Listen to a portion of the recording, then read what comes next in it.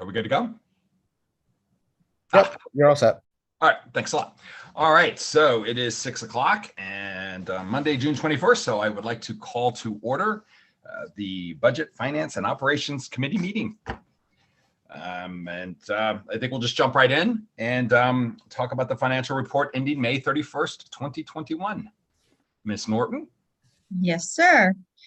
This is May 31st, almost at the end of our fiscal year. One more month after this, which we actually in real, really are through that at this point, working on closing out May or June as we speak. In May, we had expended or obligated about 99.2% of our full appropriation. The same areas, we'll still see some savings in salaries, benefits, transportation, some slight savings in payroll taxes and electricity. And our same departments or cost centers are considered going to be over: technology, special education, ECR. One thing that I can say is that the ECR final payment came in. Our total reimbursement from the state was $913,803. If you remember, during budget season, we had $1.4 million that we had anticipated that receiving for revenue for the special education department. They need that $1.4 million in order to make their department whole. Anything less than that, then they are in the negative. Anything more than that gives them a little bit more to spend throughout their process. So we are already over short on our budget for special education to begin with, and this will add to that by about $486,197. We're still able to cover all of our overages at this point. I don't see any problems with where we are with things.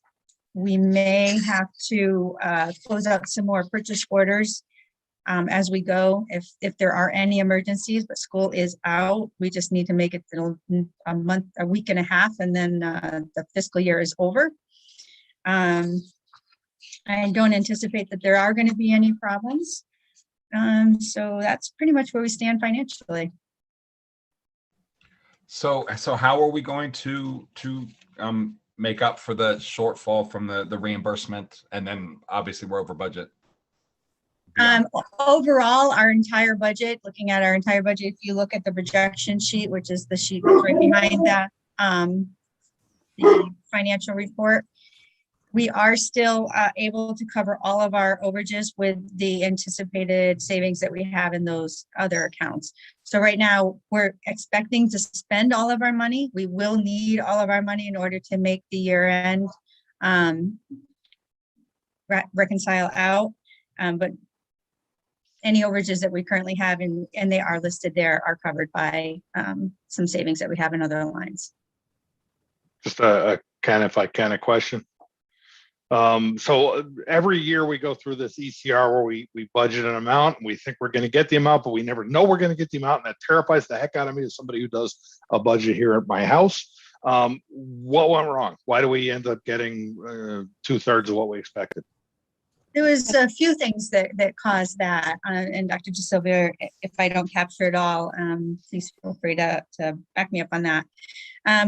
There was a ceiling that was increased. So as special education students go throughout the year, their total expense is what can be sent to the state for reimbursement, but they have to reach an expense of a certain amount, and it was raised considerably this year. So a lot of the students that we used to be able to get reimbursement for, we weren't able to make that amount on their expenses, and therefore they were not part of the reimbursement. Some of the reasons why they weren't, there was transportation. A lot of our transportation for special education students didn't reach the amount of money in order to put them in that category of being able to be reimbursed. And we also had a little bit less in salaries for some of the individuals that directly care for and teach the individual students that we can submit to the state. So there was just less funds that we could submit to the state, and therefore we received less funds. Well, it seems like a big oops. Was this pandemic stuff or was this just Not normal course of business? Not really. It's generally speaking, Sean, this is not normal course of business. We have a threshold that the state holds us to, which is $92,000. And so there's a couple of things that can happen, some of which is good news and some of which not so much. The good news is there are times in which we can bring children back to district and we have their services provided here. As a result of that, they no longer meet the threshold. That's the good news.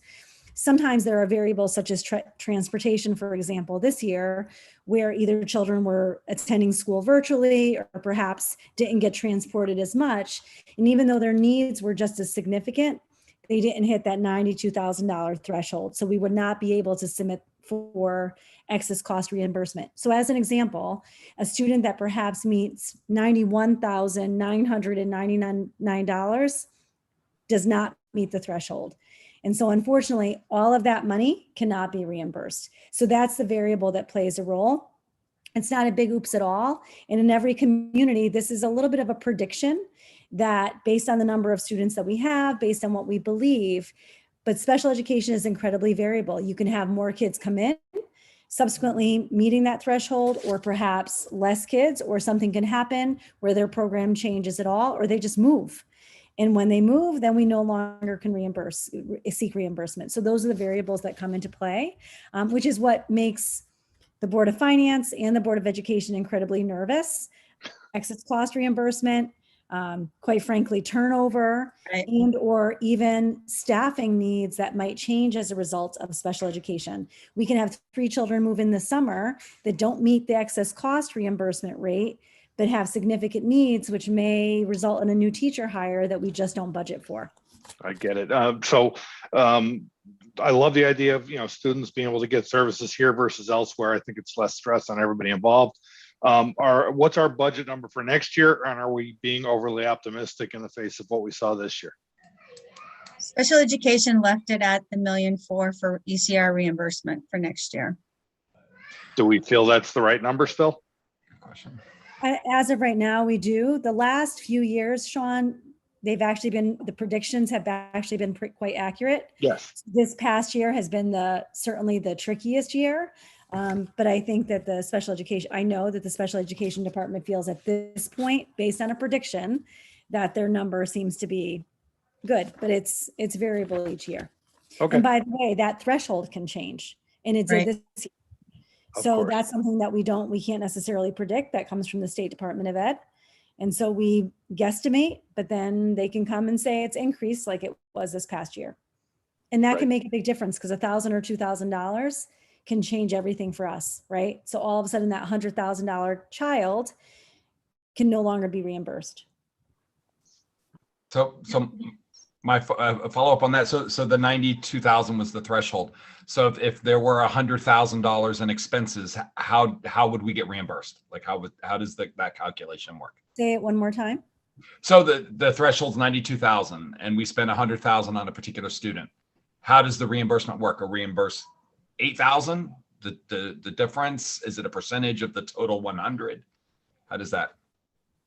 I believe it is only on that above the threshold that's taken into consideration for the ECR reimbursement. And then it's 70% of that total amount is what we normally, 72% we normally get reimbursed. So it'd be So it's not even 100%. So it'd be 70% of the 8,000 in the example. Actually, it's 75% over 75%. 75. Yeah, 75% over the $92,000. So let's say that it's 150, it's 75% between the 92 and the 150. It's Right. 75% of that number. So $58,000, it would be 75% of the $78,000. Did I do that math right for you? So it's 75% Yep. of over $92,000. Right. So if We it's 100 own up to that much on every Right. student. We own that. right. So my question, sort of following up on Sean though, so we budgeted, what was the threshold prior to the 92? It's like 85, I think. Yeah, It about. was mid 80s. Can we, so when we to discuss this in front of the full board, can we have those numbers? Sure. I think it would just help the discussion. So we budgeted essentially $85,000 for a certain number of students. No. How, I'm so how is the budget? How is the I'm simplifying, I know. But So- when we're budgeting for the Well, reimbursement, no, the threshold's 92. We could spend 150 on a kid. We get 75% back of that. right? No, but part of the reason that we got less is because they raised the threshold. So I'm just trying to figure I don't out. think that's the reason we got less. That's what I'm kind of probing for. The reason we got less is because some kids may have moved out of district. We didn't hit the threshold for some because pandemic meant less transportation. It sounds like there's a lot of variables that went into not hitting 92K. That's I accurate. know, absolutely, but we thought we were going to hit 85K. So let's say No, we no, thought it was going to be 85. So we thought we were going to be reimbursed. But no, for the 85 we did hit. Last year we were dead on the numbers, I recall. We received almost $100,000 more last year than what we Right. anticipated on Yeah. getting. Right, but we thought we were going to get reimbursed for that $7,000 when we did the budget, is what I'm saying. The difference between the The 85 difference, and the right. 92. And that, It's not really the difference between the 85 and 92. It's whatever that amount is after that. So if it's $200,000, if it's $200,000, it's the Right. amount between the last year, let's say 85, or let's just say use this number, $92,000. And let's say a child costs us $200,000. right, It's 108,000, 75% of the $108,000. exactly. But we thought we were going to get 116,000. Right, if you were at 85%. Yes. Right. So that's what I'm saying. So that's that difference on that $7,000 that's part of the, I'm just helping with the explanation. So it's Yeah. So last year, Dr. Hanaway knew that she anticipated that threshold was going to go up. Okay. She budgeted, I think it was about $90,000. So Okay. before it was 85, let's just say, now All right, at 92, she budgeted at 90,000. Okay. Predictably, we've been pretty close this year, and we anticipated this year having some variation. I'm not quite sure that we expected that much variation. sure. Yeah, that's a pretty big jump. But there's a lot that changed, especially with transportation. It all just depended Right. upon the number of students that were transitioning out of district. Right. Which for me, then the expense is going to be less. Then is that The expense is going to be less, so therefore we don't meet the threshold, so therefore we make no money back. right? But we only make money back if we exceed the threshold. So just Correct. from a budget perspective, if we're careful, if we're meeting our budget, we're not going to get reimbursed. The reimbursement isn't going to be there. So if we're Okay. saving costs per student, we're not going to hit the threshold, and so we're not counting on that money anyway. Right. But that's true. Yeah. But outside of excess cost, Right. just remember that the average cost of a student with an IEP Yeah. is 2 to 3 times what it costs for a traditional student. Oh, absolutely. Absolutely. So even without excess cost reimbursement. Right. And so No, you yes. can have 5 children come in during the summer, or children who we identify during the school year whose goals and objectives require 3 times per pupil cost than what we would have budgeted for. And to be fair, right now, based on the enrollment that's coming into our earliest learning programs, our RISE program, predictably, we will be in that very uncomfortable spot financially come fall, where we actually may require additional staffing that we could not have predicted for the fall. And just remember, even if we can predict it, we don't include it in our budget here. So we don't have, which is a conversation that we'll have for the fall for sure, just based on what I'm seeing with enrollment, number one, and number two, with the cost associated with special education. And we don't want to ever be in a position where we don't provide services that kids require. And we'll never be in that position, at least while I'm here. But it does mean that our budget gets impacted in that way negatively. Okay. Thank you.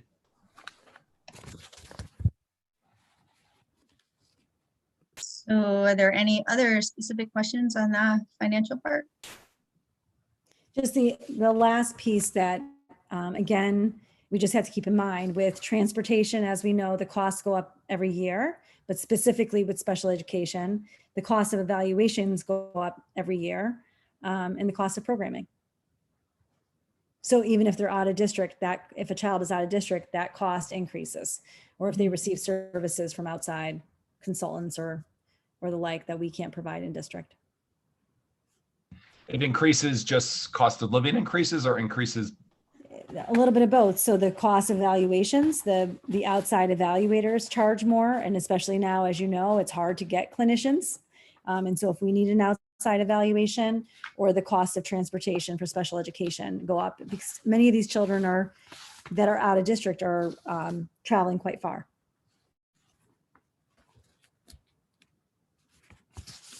Thank you. Of course. Rachel, Sean, any more questions?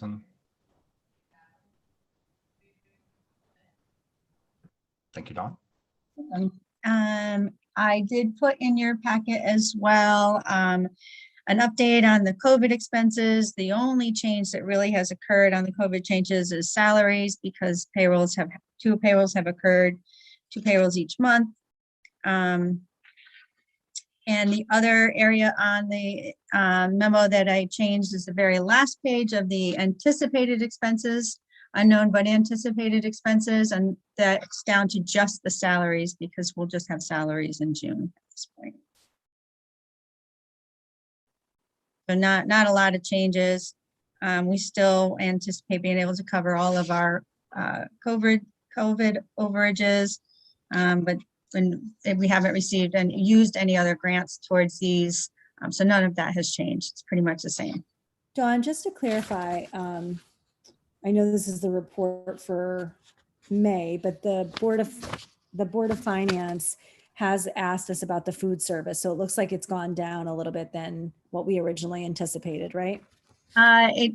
We're still into maybe slightly down by June. We originally anticipated $500,000 that the general fund was going to have to cover. We're around that $450 at this point. We think we'll know better as soon as we see what money we get in from the state from the reimbursement of the meals, and that's kind of the variable that we're waiting on. Okay, so as of right now, we're a little bit less than. As of right now, 400 and we're anticipating, as of this report, we're anticipating $418,000. And what you're saying is that the month of June is still not here. In addition to that, we are expecting some reimbursement from the state. Right, that's correct. Right now we have $305,837 in actual expenses that the general fund is covering. Anticipating we have an encumbrances. Our purchase order is still open for another $112,600 for June, to see where that comes in. It all depends on what the bills are from the food service, and then also what we receive for reimbursement from the state for the meals that we've submitted. Is there a threshold for that? No, not really. I mean, the only threshold is that they'll only reimburse a certain cost of the food per meal. Okay. Have we anticipated at all what we think the reimbursement will be? Yeah, we are watching it. We have our counts that we submit. We should be receiving about 85,000 for May that we haven't received yet, and then probably half of that for June, since June wasn't a full month. So, Okay. So this will be netted about 120. About that. That's what we're anticipating. And the food service number includes prior months reimbursements? Correct. Already. The state's just a little slow in getting the funds out to us, and we receive it when we receive it. I find that surprising. Yeah, that and It mass would be slow. guidance. We could use both our food service money and our mass guidance. Yes, yes. So in the broad sense, the unbudgeted expenses still fit into our original 99 million budget number. Yes, sir, they do. We're not grabbing extra money from the holdover fund or anything like that. That is correct. Good. No. And as of now, our budgeted, Dawn, just to be clear, as of now, within our operating budget, we're still covering Bridge 1. We are still covering Bridge 1. I'm still waiting to see what those full-time sheets are going to be when we receive them. We were kind of expecting some last Friday and then some today. We haven't quite received them all, but as soon as we get them, we'll know what the salary is going to be. Perfect.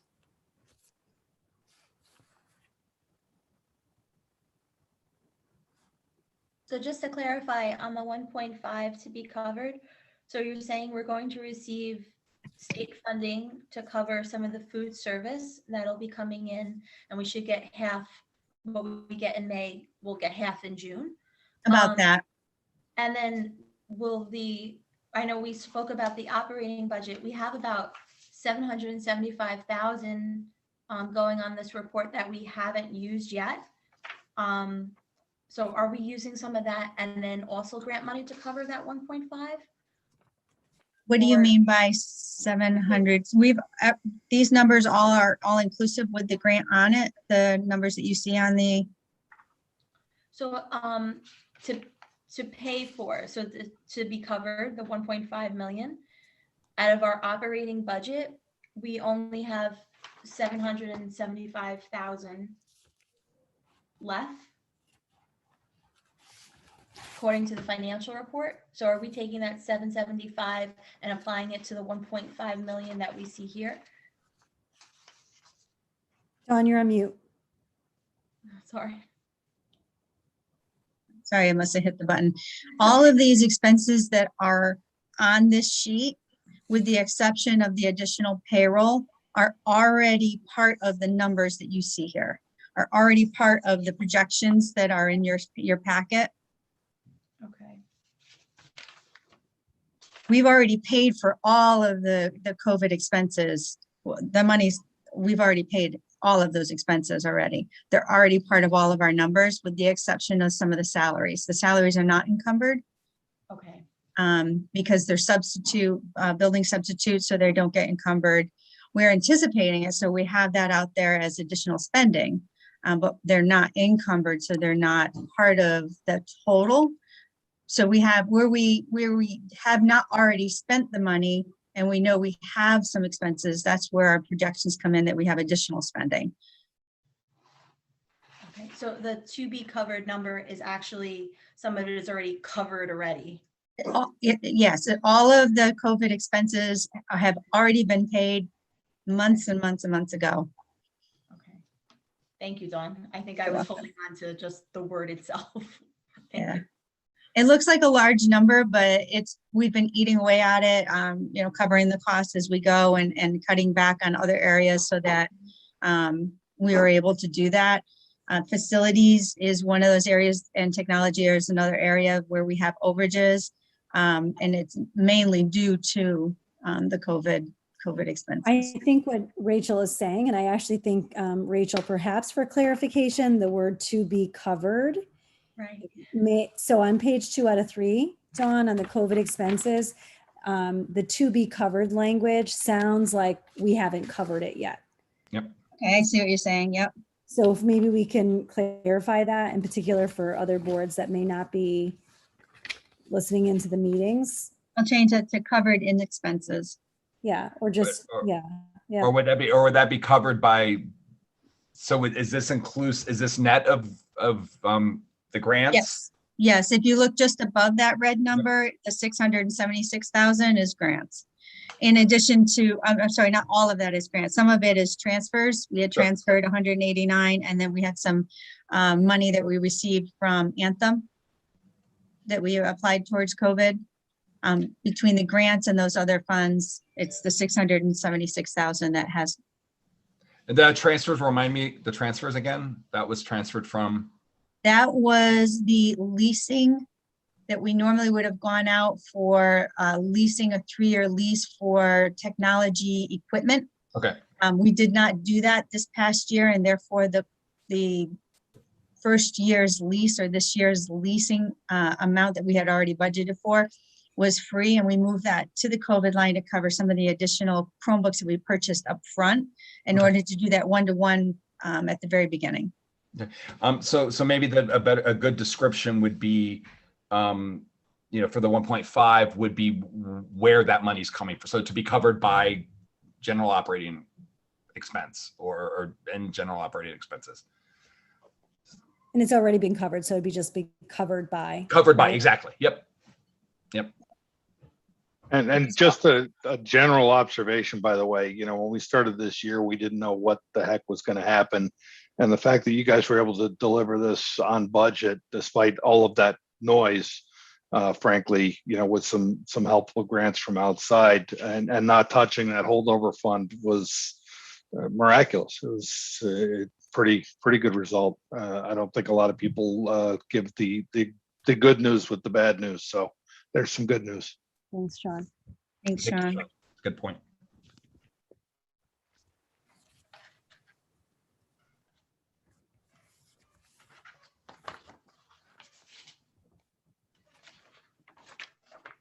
That was a good point too, Rachel, about the confusion on that language. So I'll fix that. It won't be there. it's It'll good be that we updated get to for the clear that board. up.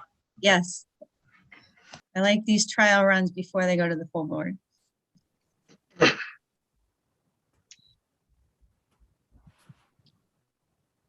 Next on the list would be transfers, if that's okay. Sure. Perfect. Okay, before you are just some transfer, a transfer from the high school and curriculum are the requests that came in. The high school had a request as they were finalizing some of the classrooms and some of the workspaces for students to move $3,100 from their instructional materials school-wide to equipment school-wide. And that was to furnish a business classroom into a stock market trading floor to enhance the learning experience for students. When they requested that transfer, the first question I had to them was, you're not using this money for instructional materials? Why don't you need these for instructional materials? I would think that would be very important. And what they had done was earlier in the year, they had transferred funds in there, and then they never materialized what they were going to do with that. So the funds were left over, and this is what the request was, to move it to finalize their classroom. Is that something that we're going to be able to use going forward in subsequent years? Yes. Yes. I, for one, absolutely love that idea. Yeah. That's a good skill for people to have, especially with all the noise going on right now about stock market and investing, and that's awesome. We just met a great business teacher this morning, so that's good news. On the hire list. Good. The curriculum was looking to just shift some money around so that they could purchase stuff for the bridge program. They needed some supplies and professional development equipment or purchases. So they had a $50,000 request in May, and then they just recently had another $41,000 request in June to cover equitable resources across pre-K 8 to support some struggling learners that they needed. And then the last of the transfers that's on there is just cleaning up some of the facility area. We don't have all of the invoices in for some of our other overages that we have in order to bring to you those transfers right now. I don't want to request a transfer and then have to cover that transfer once the rest of the invoices come in. All of our invoices will be completed by August. So when we come back to your August meeting, we'll bring those final transfers. I didn't want to touch salaries yet, which is where we have our savings, because we don't know where the bridge program is going to come in with some timesheets that we're waiting on. We haven't received all of our electric invoices yet, so I didn't want to touch electricity. And it's just the year-end final invoices that we're waiting on at this point in time in May. So these are the areas. There was some utility, water, and gas energy savings that we had, but then there was some overages in the sewer area and the fuel oil, so that was a transfer there. And then in facilities, there was some savings on a few of the areas: repair and maintenance, supplies and materials, plant supplies, and then some uniform allowance and dues. And those were all brought over to cover a rather large overage that they had for building repairs and maintenance that occurred throughout the year. And then the last one was, it's kind of facilities is where the insurance property savings was, which is our liability for the buildings. But the communications, which is in technologies budget, was where the overage was. So the transfer is from the facilities department to the technology department. And so those are the transfers that we have before you now. I have a real quick, so just when I see words like to clean up year-end accounts, I think this goes towards some of the, my interpretation of at least some of what Liz is getting at, where it looks like, hey, we found some money here, we're going to put it over here. When it's accompanied by your explanations, it makes sense. So can that be part of this record? So we say something like, just to take the water, savings and water utilities were used to offset additional sewer. Sure, sure. Ken, because we had to be reminded that these documents oftentimes stand alone Yeah, exactly. without a meeting attached. So we'll add some context to those. And I mean, it doesn't have to be as thorough as you just went through, but something is pretty simple of why we have savings in one part and then why we're using it for an overage. Okay, Sean, sorry. Yeah, just a couple of questions. Are we expecting any ESSER or ARPA bucks to offset the summer bridge program costs? Yeah, so ESSER will cover ESSER 2. 1, 2. ESSER There's 1, 2, and 3, I know. The last one we got, which we don't have yet. So that I'm in the midst of applying for that grant. One of the first steps is that we have to have a draft safe return plan posted by the 23rd of June, which will be Wednesday. So that is a very preliminary plan. We'll actually share it with the Board of Ed on Monday. It'll go up in a draft form on Wednesday. In the meantime, I'll be applying. I've already started to apply for that grant. That grant shall cover Bridge 2, let's just say next summer, that for sure. It will cover any needed support for Bridge after June 30th, so July 1 on.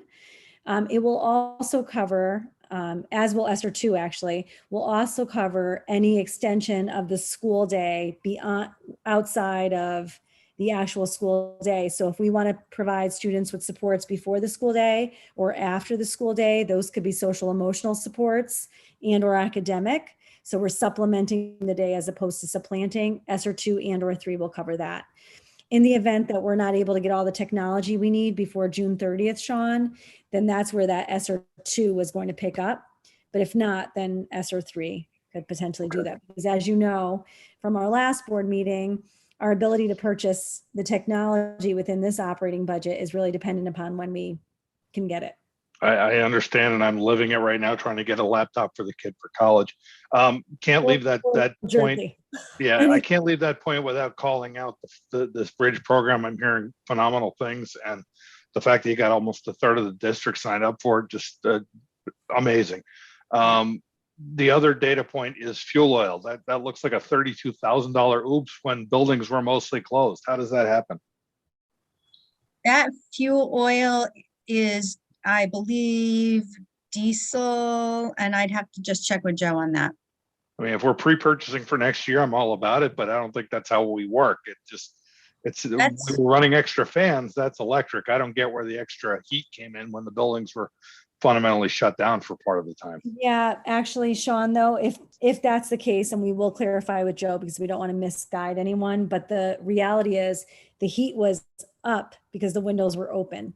And so when schools were in session, yeah, we had to have ventilation. We had to have the windows open and the heat on max. So that I can understand, and that's ecologically terrible, but I get it. Yeah, and to be fair, I'm not sure that's going to change that much for next year. So we're not in the position, our safe return plan for the state, the required one, again, not our operational everyday one, but the one that we're putting up on the site this week will actually speak about ventilation because we're required to include that in part of our plan.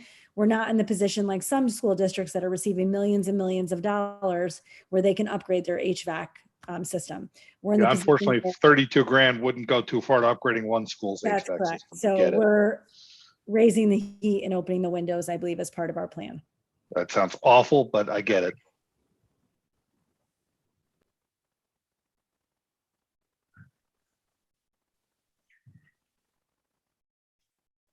Any other questions on the transfers? Looks like we're good, Don.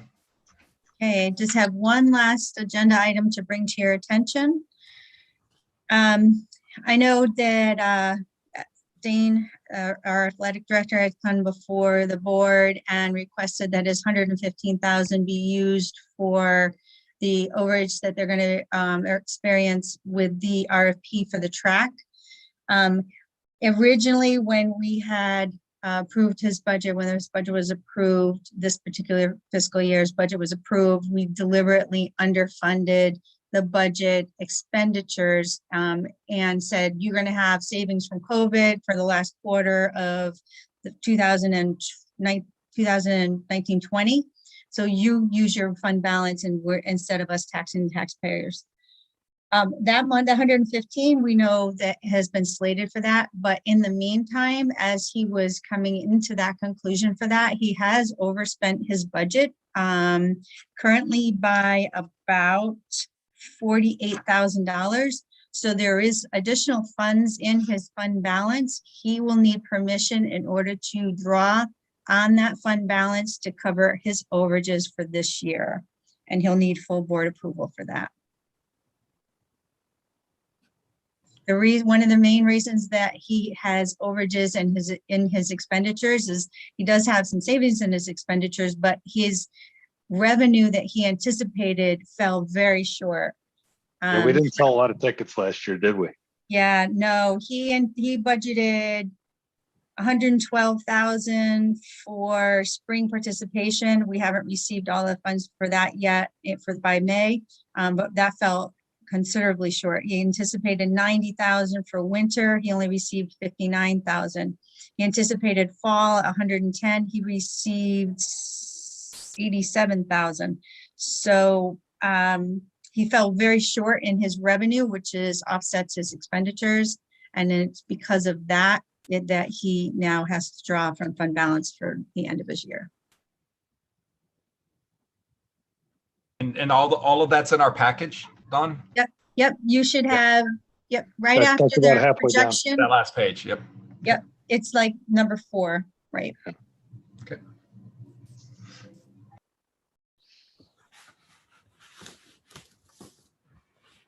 Dawn, what's remaining in the fund balance after what's anticipated to remain in the fund balance after he draws down? It all depends on what other purchase orders he might close, but it will only be about 8,000 to 10,000. And that's what would be returned to the town if there Correct. was any balance. Again, still recommending that it be spent on athletics. I think that's what our board recommended, but up to the town on how they do that. Correct. Correct.